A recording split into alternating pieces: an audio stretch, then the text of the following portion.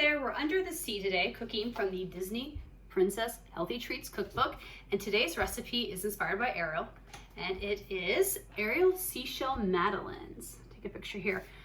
So this is a healthier version of Madeleine. I'm familiar with Madeleines. I've never actually made them before. I've seen them in the baking shows and things like that. Thought they'd be fun to attempt. I think the original Madeleines have a lot of butter and things in them. I think they're a French cookie thing, or maybe cookie's not the appropriate term.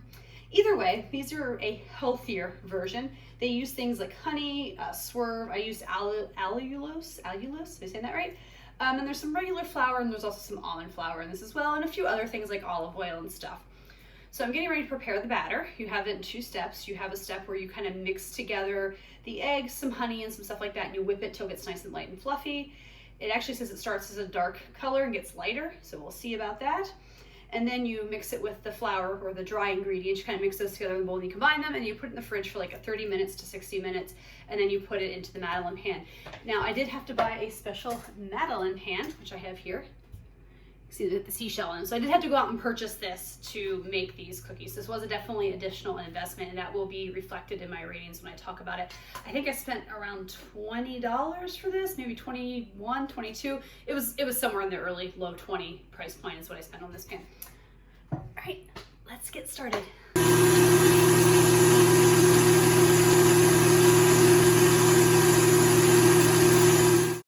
And here it is done.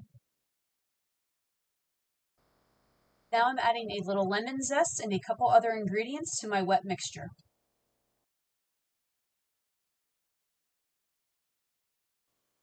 Now I'm adding the dry ingredients together, and it calls for regular all-purpose flour, as well as almond flour and a few other ingredients. And the brands that I'm showing you are the brands that I am choosing to use and are no way associated with anything .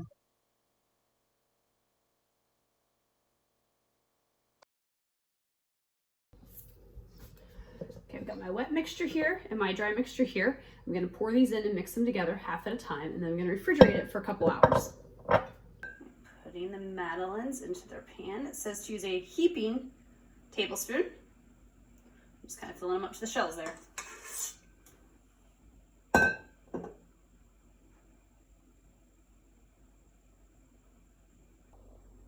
Here are my Madeleines in the pan, ready to go. I'm going to throw them in the oven. It says basically for 10 to 12 minutes until the tops spring back when lightly pressed with your finger.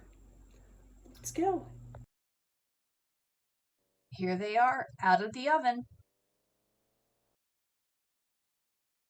And here they are out of the pan on the cooling rack. You can see a couple of them broke just a little bit coming out of the pan.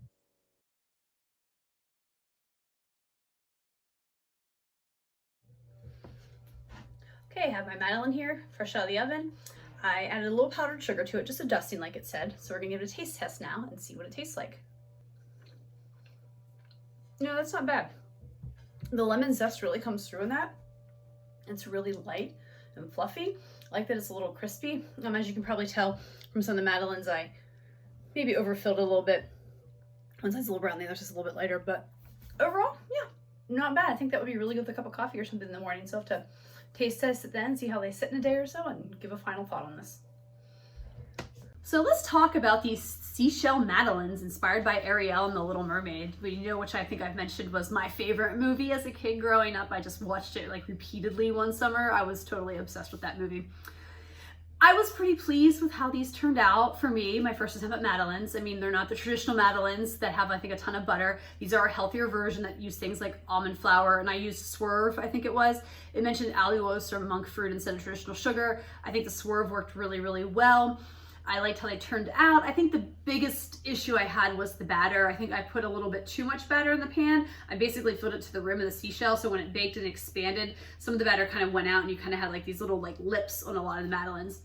The first batch I put in, there was a dozen on that sheet, and when I was done, I didn't have enough batter for a completely second sheet, but I had enough for like 4 or 5, and so I did fill them a little less full, and they turned out better. So that's kind of a lesson learned from next time. I was thinking the recipe would only make a dozen. It didn't really say how many it would make, but I bet if I would have done it properly, I would have gotten like 2 dozen out of it. I like the lemon that came through and the flavors and like that, and they did okay over time. Like I said, I did one the next day with coffee, as I mentioned I might try, and I did enjoy it with the coffee. But I noticed after a couple days, they just kind of started to lose a little bit of something, you know? I think these are things that are definitely better fresh, to probably be eaten within a couple days of making them. Because, you know, after like, I think it was like by like day 4, I was just like, yeah, these just aren't quite as good as they used to be.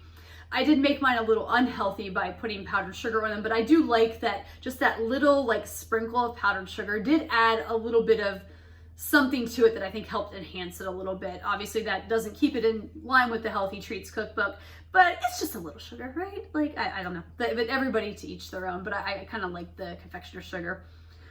So with all that being said, let's kind of get into my rating system. The first is the ingredients on a scale of 1 to 5, 1 being easy, inexpensive to find ingredients, 5 being difficult or harder to find ingredients.